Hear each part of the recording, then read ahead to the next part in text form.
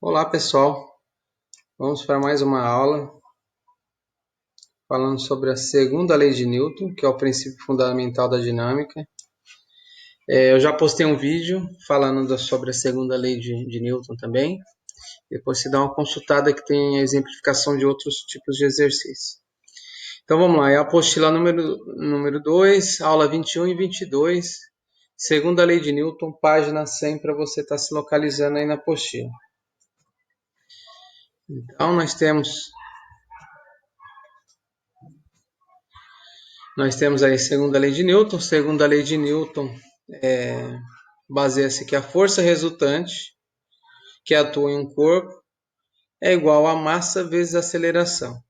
Aí nós temos aí que a massa é dada em quilograma, a força resultante vai ser em Newton e a unidade medida da aceleração é o metros por segundo ao quadrado. Então vamos resolver os exercícios aí. Primeiro exercício, na situação a seguir, calcule o módulo da aceleração adquirida pelo corpo devido às forças atuantes. Considerem que as únicas forças que atuam sobre o corpo são as indicadas em cada item. Então, vamos fazer o item B primeiro. Então, tem um exemplo aí. Tem um corpo de massa 2 kg.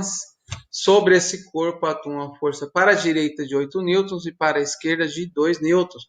Então, vamos calcular a aceleração utilizando a segunda lei de Newton, princípio fundamental da dinâmica. Então, força resultante é igual a massa vezes a aceleração. Mas quem é a resultante aqui? Então, a resultante é a soma vetorial dessas forças, como uma aponta para um sentido, outro para outro sentido. Então, nós vamos fazer a subtração aqui. Então, 8 menos 2, 6 newtons. Então, eu sei que a força resultante nessa situação é 6 newtons. Agora eu continuo. Então, em que é minha aceleração? Pego a massa que está multiplicando, passo para o outro lado, dividindo. Então, ficou. A aceleração é 6, que é a força resultante, dividido por 2. Aceleração 3 metros por segundo ao quadrado. Item número C. Então, item número C já começa a modificar um pouquinho, tá bom? Nós temos que saber aqui como que fazemos essa soma vetorial das forças para determinar a força resultante.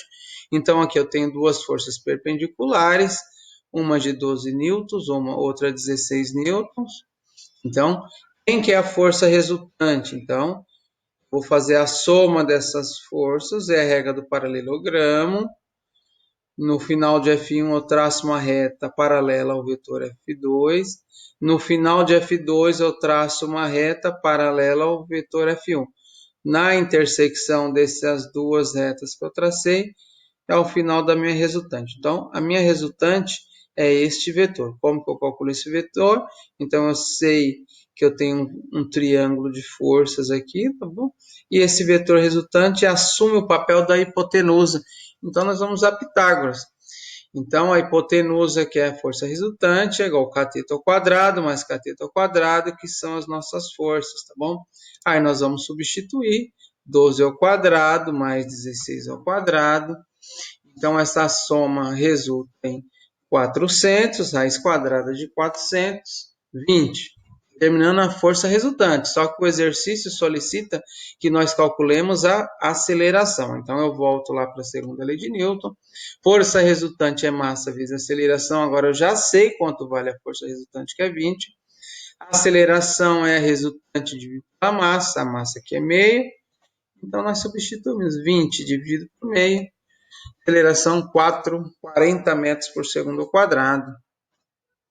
Exercício número 4. O gráfico a seguir representa a força F que age sobre um corpo de massa 10 kg em função do tempo t, na direção do eixo x. Então, a gente vai imaginar lá que tem um corpo de 40 kg e durante 2 segundos atua uma força constante de 30 newtons. Item A, o que a gente tem que determinar no item A? O módulo da aceleração do corpo durante esses 2 segundos iniciais.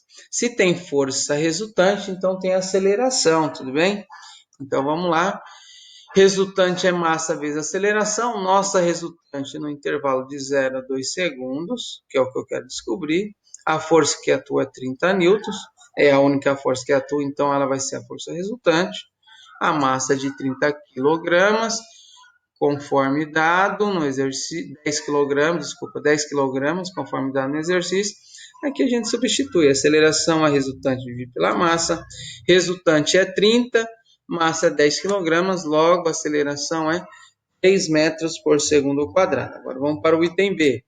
O item B, o módulo da velocidade do corpo no instante 4 segundos. Então, o que está acontecendo aqui? Do tempo 0 até o tempo 2, eu tenho uma força resultante, então eu tenho uma aceleração. É interessante nós lembrarmos que o corpo sai do repouso. Se sai do repouso, a velocidade inicial é 0. Tudo bem? Então, o que nós vamos fazer aqui?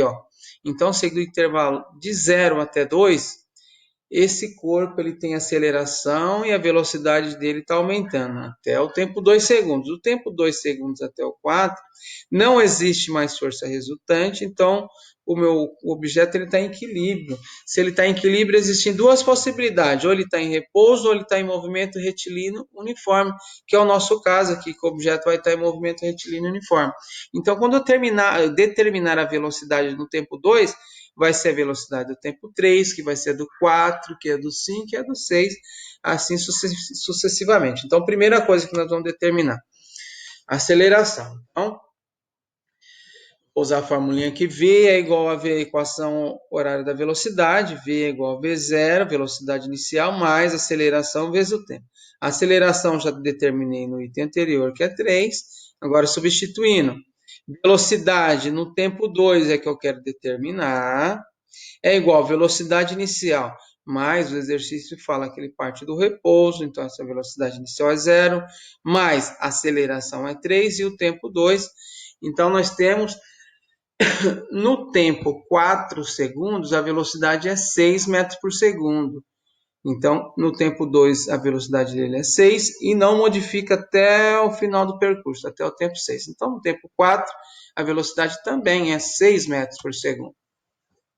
Item C, a distância percorrida pelo corpo em 6 segundos. Então, nesse intervalo de 0 a 6 segundos, quanto esse objeto andou? Primeira coisa que nós temos que observar, que tem dois tipos de movimento. Do tempo 0 até o tempo 2 segundos, eu tenho uma força resultante, eu tenho aceleração, então estou falando do MR e o V, movimento retilíneo uniformemente variável. A partir do tempo 2 segundos, não existe força resultante, a força resultante é nula, então a aceleração é nula, então esse movimento aqui ocorre com a velocidade constante, então estou falando do movimento retilíneo uniforme. Então nós vamos calcular esse deslocamento em duas etapas. Primeiro, quanto que o objeto se deslocou em MRUV e quanto esse objeto se desloca em MRU. Então, o ΔS total, o quanto ele andou, é igual o quanto ele andou no movimento retilíneo uniforme. Eu vou aplicar aqui a função horária do espaço. Então, ficou S é igual a S0, mas saiu da onde? Da origem. Então, S0 é 0. Mais velocidade inicial vezes o tempo. Ele saiu do repouso, então a velocidade inicial é 0.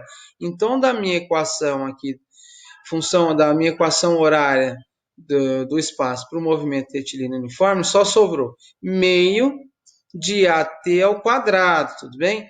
E do tempo 2 até o tempo 6 é o movimento uniforme, V é igual a ΔS sobre ΔT, o ΔT que está embaixo passa para o outro lado multiplicando, então ficou o ΔS, a distância que eu quero calcular, é calculado com a multiplicação, através da multiplicação da velocidade vezes o tempo. Agora nós vamos substituir.